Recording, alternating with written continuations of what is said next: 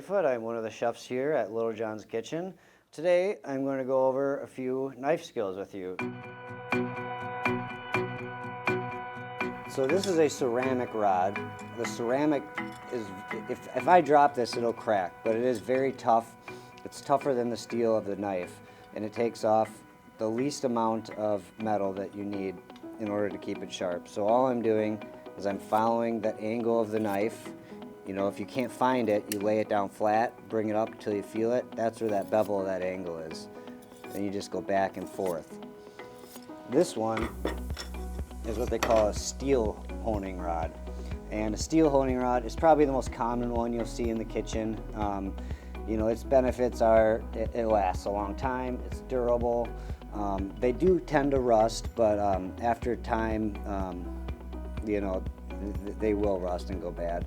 But again, I'm doing the same thing, finding that edge. Once you get used to it, you just know where that edge is and you can feel it.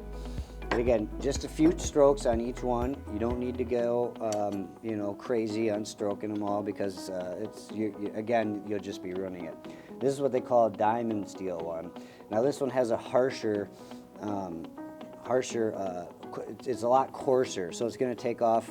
It's going to bring that metal a little bit more, and it's going to maybe take off even some metal, which some cooks like, some cooks don't.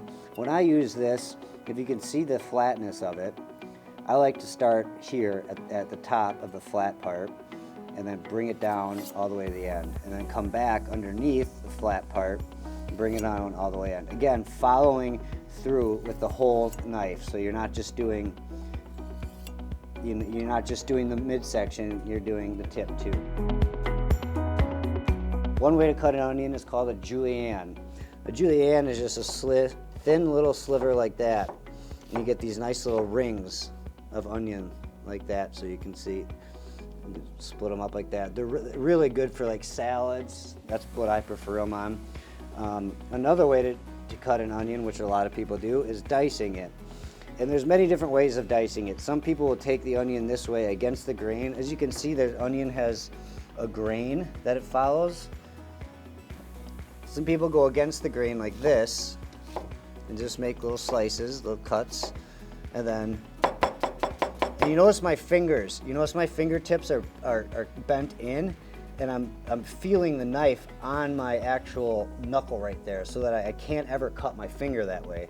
So I can go like that, go all the way down without ever having to worry about my finger being in the way at all. Again, if you want to cut an onion into a different way of dicing it, is to follow these edges here.